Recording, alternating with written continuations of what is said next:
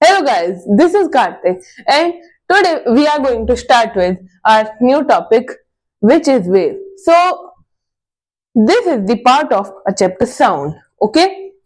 In the previous video I've told you about the propagation of sound and introduction to the sound. Now we all know that sound travels in the form of a wave, okay? But but I've not told you what is a wave. Okay तो आप लोग सोच रहे होंगे कि क्या क्या नए नए वर्ड्स आ रहे हैं बार बार, क्या ये वेव क्या होता है? तो लेट मी टेल यू, मैं आपको बताता हूँ। वेव होता है अ disturbance that travels through medium और स्पेस। तो फर्स्ट ऑफ ऑल, कभी भी आपने देखा हो, जैसे मैंने आपको एग्जांपल दिया था ना, ऑगी, जैक, ऑली और वो बॉब का, वो इसको धक्का देता है, फिर वो दूसरे को, फिर वो दूसरे को, और फिर वो दूसरे को, है ना।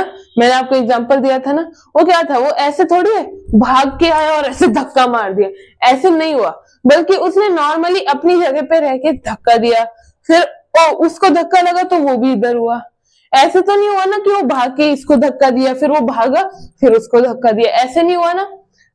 इससे ये मतलब बना मेरा कि वो अपनी जगह से डिस्प्लेस नहीं हुआ, बल्कि वो सिर्फ एक ही पर्टिकुलर जगह पे रहा और उधर से बस वो इधर उधर होता रहा, बल्कि उसकी पोजीशन चेंज नहीं हुई। बस वो थोड़ा सा टेढ़ा हुआ, फिर इधर टेढ़ा, इधर हुआ, फिर इधर हुआ। ठीक है। अब मीडियम देखो, ये डेफिनेशन है, ये आपको याद करनी बहुत जरूरी।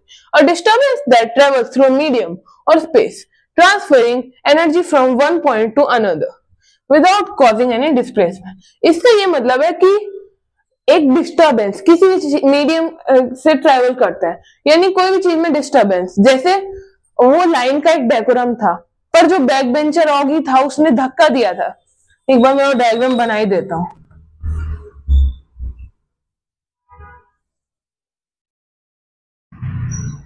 ये ऑगी, ये जैक, ये ओली और ये बॉब।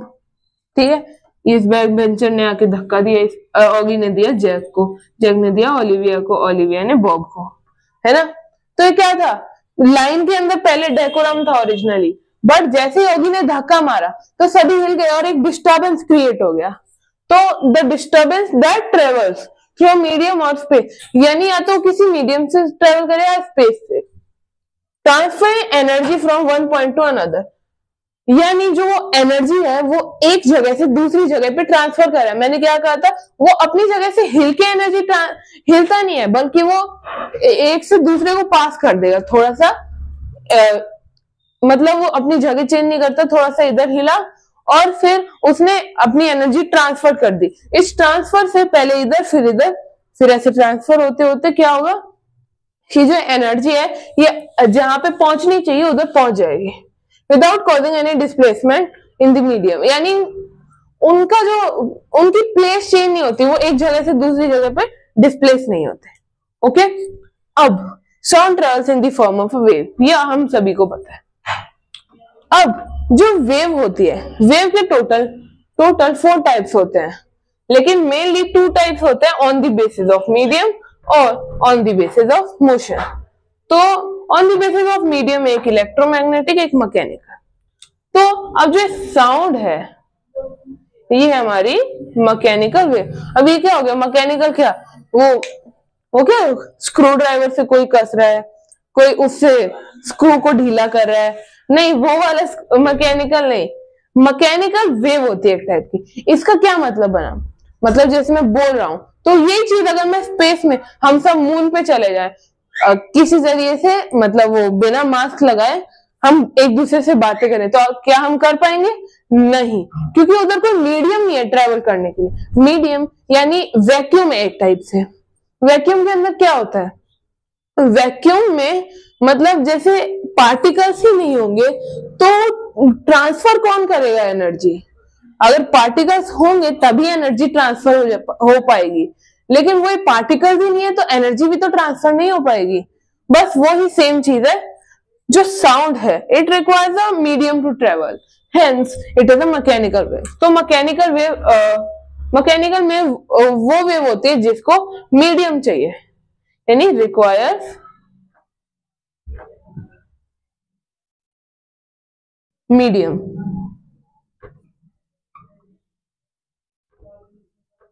Medium to travel.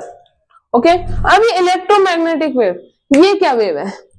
ये उस वेव को कहते हैं जिसको मीडियम नहीं चाहिए ट्रेवल करने के लिए, वो अपने आप ही चल पाएगी। ऐसे नहीं कि मतलब कि आपको कोई पार्टिकल्स चाहिए, कोई चीज चाहिए जो इधर से उधर लेकर जाए। ओके, फॉर एग्जांपल हम एक बीम ऑफ लाइट देखते हैं, ये हमारा सन है, ये हमारी छोटी सी अर्थ है, गोल मटोल, ये हमारा लैंड मास जिसपे हम रहते हैं। ओके, ये हमारी अर्थ है। अब क्या इसकी जो बीम ऑफ लाइट है ये हमारी अर्थ पे आती है, am I राइट और रॉन्ग? पर जो ये एरिया है अर्थ और सन के बीच का, इसमें क्या एयर है? यहां पे लिखता हूं नो एयर, या फिर ऐसे लिख देते हैं एयर नॉट, नो एयर, यानी एयर यहाँ पे है ही नहीं। तो लाइट ट्रेवल कैसे कर रही है? ट्रेवल करती भी है और सन से अर्थ पे आती भी है।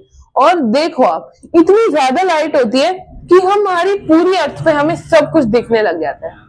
अब आप खुद सोचो, अगर वैक्यूम से ट्रेवल कर सकती है तो इसे कोई मीडियम चाहिए ट्रेवल करने के लिए? नो। तो ये एक टाइप की मैकेनिकल वेव है। यहाँ पे मैं क्रॉस लगा रहा हूं क्योंकि इसे मीडियम नहीं चाहिए।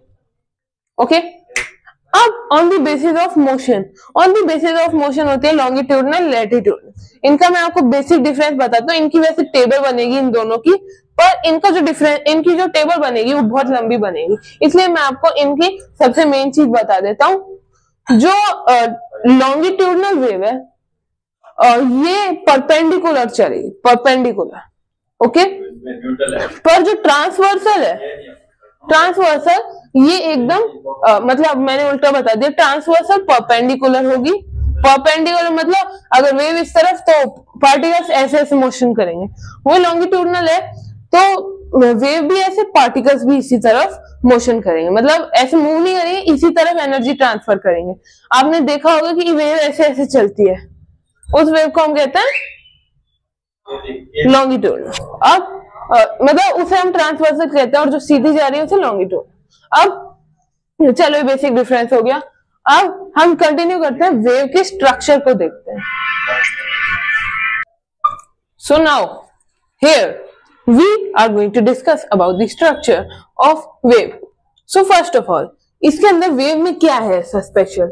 वेव एक ये है एक फॉर्म इस टाइप की, जो मतलब आप कह सकते हो जैसे सांप है ना, सांप की तरह होती है wave. Okay, so sorry for disturbance. Okay, तो जो वेव होती है वो सांप की तरह होती है, लहरा लहरा के चलती है आगे की डायरेक्शन में।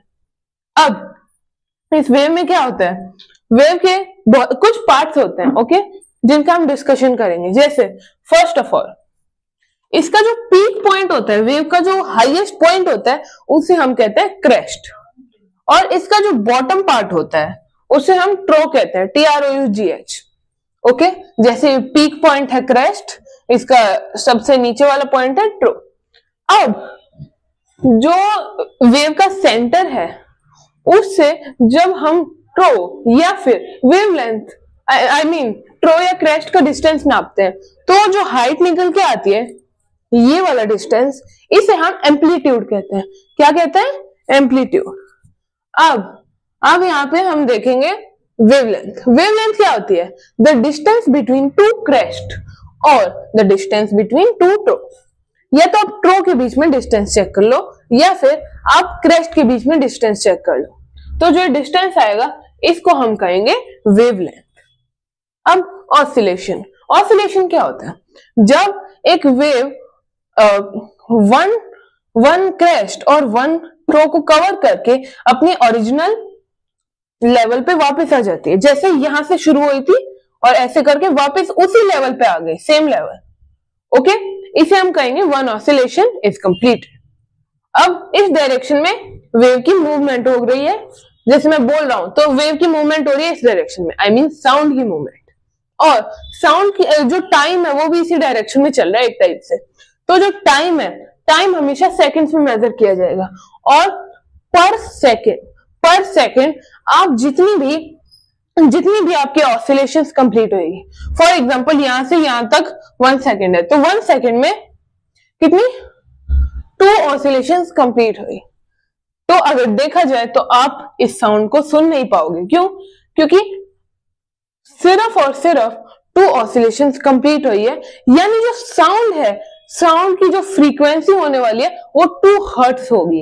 मैं आपको बता दूं कि हर्ट्ज होती है, फ्रीक्वेंसी होती है Hz, हर्ट्ज में मेजर करी जाती है फ्रीक्वेंसी, और 20 हर्ट्ज से लेस साउंड,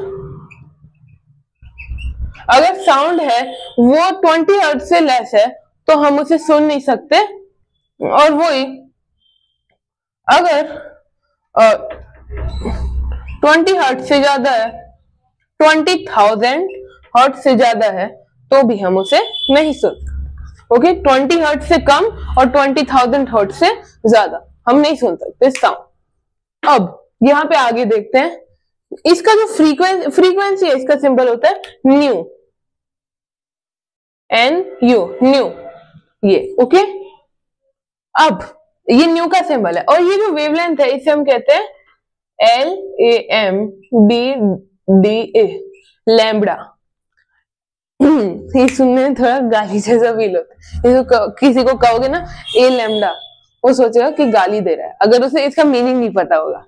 तो बेसिकली जो लैम्बडा है ये हम वेवलेंथ रिप्रेजेंट करने के लिए यूज करते हैं। ये वेवलेंथ, इसे हम लैम्बडा से रिप्रेजेंट करते हैं, और जो ये है फ्रीक्वेंसी, इसको हम न्यू से रिप्रेजेंट करते हैं। ओके, तो आई होप आपको पार्ट्स ऑफ दी वेव समझ आ गए होंगे। तो ये जो वेव थी ये मैकेनिकल वेव थी, लेकिन वही अगर ये कौन सी इलेक्ट्रोमैग्नेटिक वेव होती, तो जैसे ये कैसे, ये हो गया एक्स एक्सिस, ये हो गया वाई एक्सिस, तो वो जेड एक्सिस पे भी मूव करती है। जैसे 3 एक्सिस होते हैं, ये होता है वाई, ये होता है एक्स, और सामने के डायरेक्शन में इसे हम कहते हैं जेड एक्सिस। सो ये जेड एक्सिस पे भी मूव करती है। इस वजह से याद रखना है, इसको कोई मीडियम नहीं चाहिए होता है ट्रेवल करने के लिए। तो मैंने ये सिर्फ स्ट्रक्चर बताया, मेनली मैक्सिमम स्कूल्स में इसी का स्ट्रक्चर बताया जाता है, और आता भी इसी का ही है, क्योंकि उसको जेड एक्सिस पे ले जाने से कोई फायदा नहीं है, वो हायर क्लासेस में स्टडी करो। तो चलो मिलते हैं नेक्स्ट वीडियो में, तब तक के लिए bye bye and hope you like the video.